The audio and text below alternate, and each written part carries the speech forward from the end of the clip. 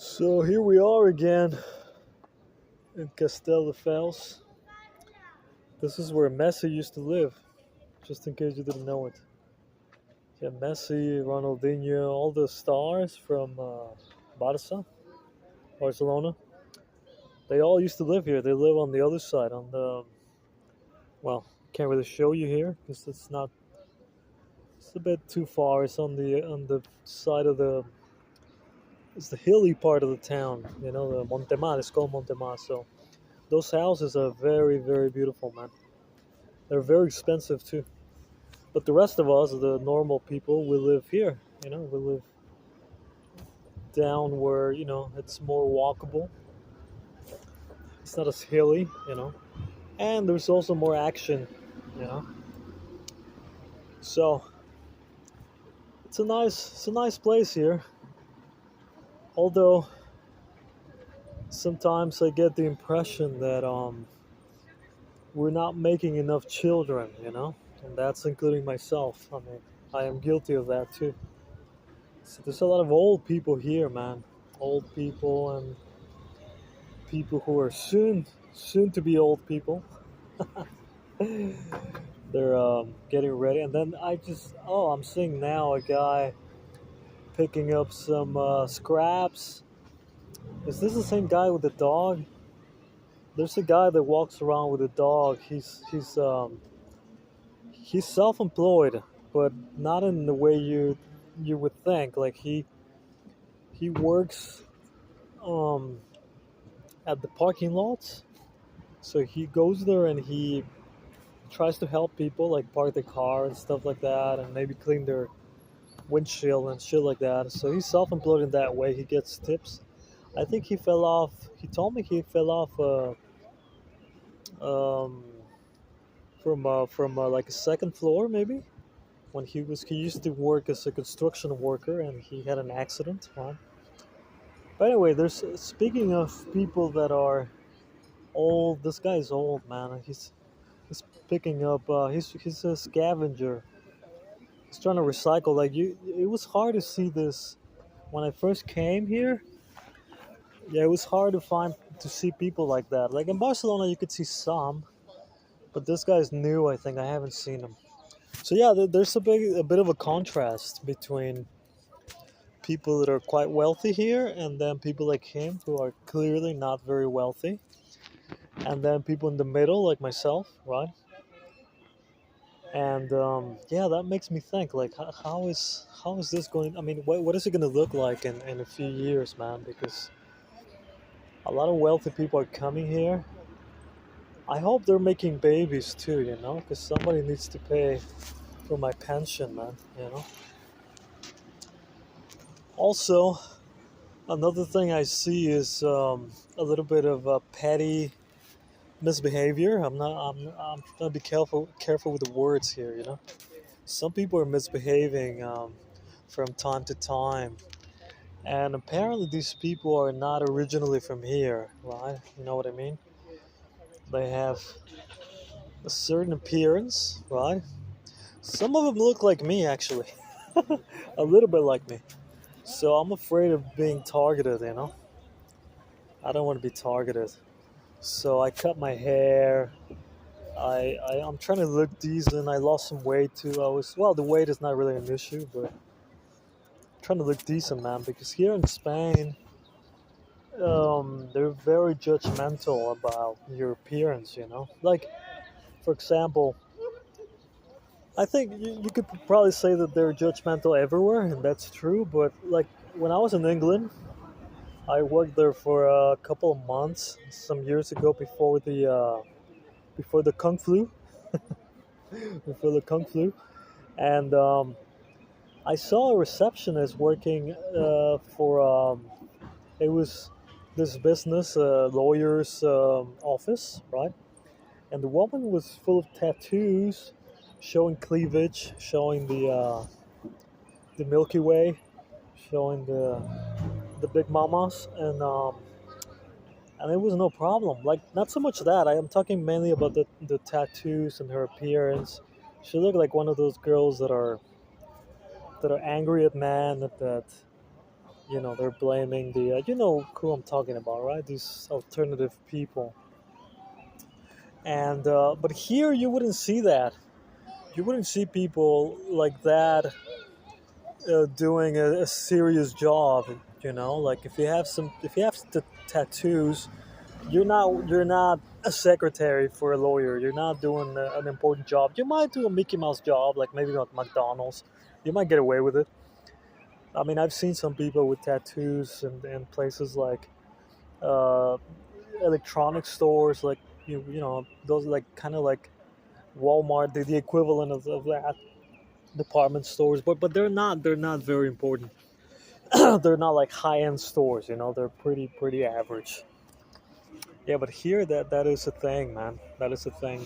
The appearance, people treat you the way they perceive you, right? So someone like me, like when I'm teaching, for example, like many times I have to avoid speaking Spanish to them because the minute they realize that my Spanish is good, they automatically assume that I can't be proficient as an English speaker, that my English is shit just because my Spanish is good, right?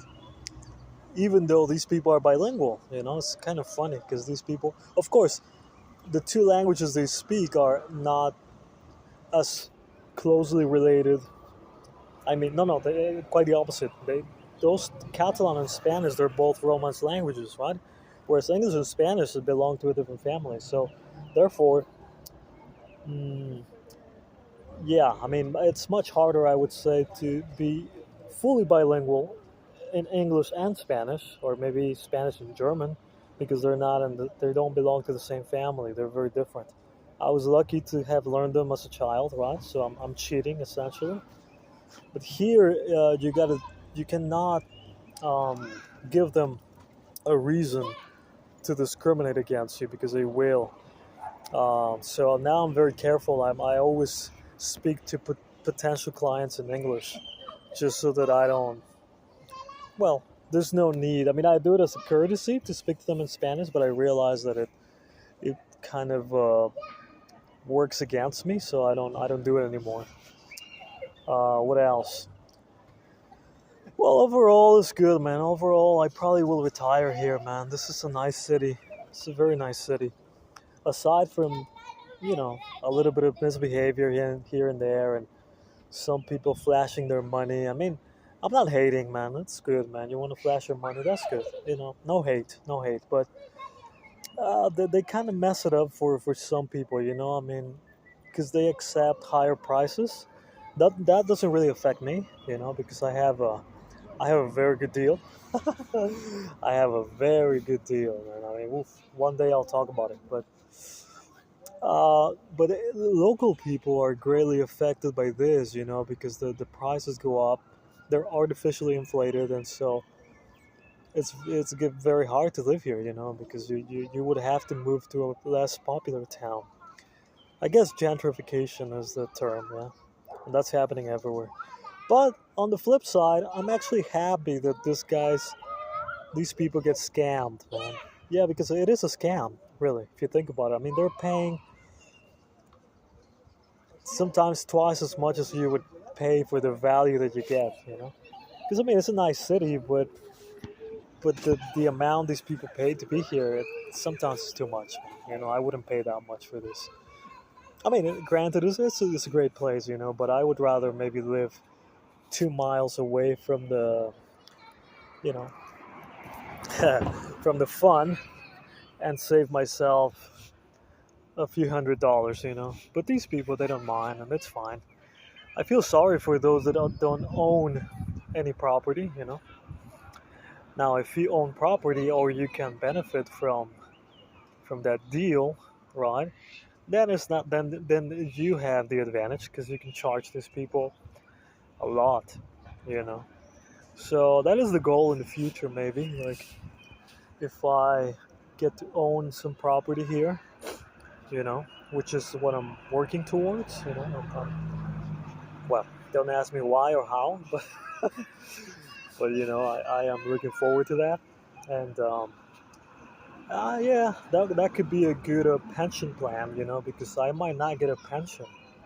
I might not get a pension, depending on how things turn out here in Spain. I might not get a pension, so I better have some leverage here, and I'm working towards that. Yeah, yeah. Now the other thing you can do is, well, there's other alternatives. You can move to another country, but I think I've been here long enough to reap the benefits. I paid my dues, man. It's gonna be 14 years, and I think if I can if I can pull off another 10 years, if I can push on through and I can tough it out, yeah, I should be in a good position to be milking these people, man. These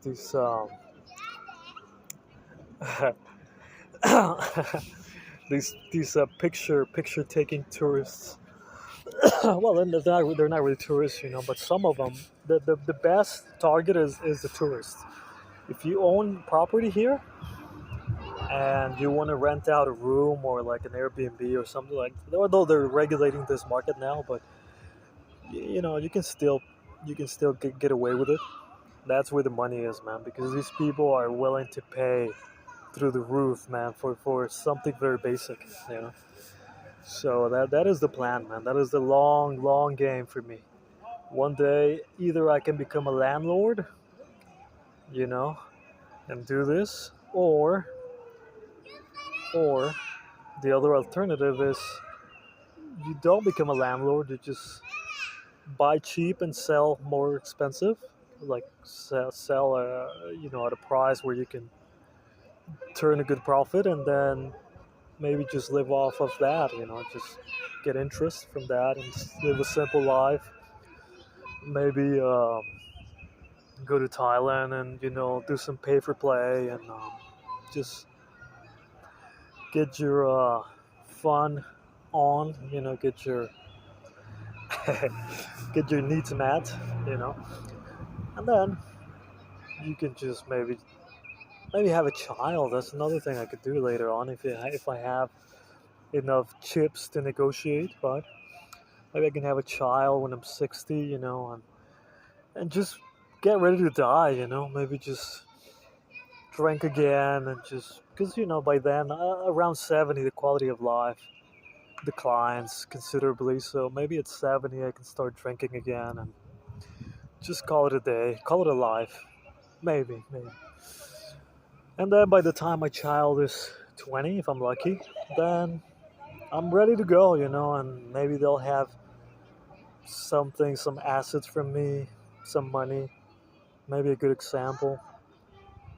Maybe I can write a book, and then I will fulfill everything. I will have fulfilled everything. I will have had the baby, plant a tree. Maybe I can plant a tree, and the book. Maybe a book to perhaps this child of mine will, when he's 40, by the time I've been long dead, he might want to know what his father was like. Like really like, because we don't really know our parents that much. I guess it takes us a while to get to know them a little at a deeper level. Especially fathers. Anyway, I think I'm running my mouth too much, man. Jesus. Okay. Goodbye.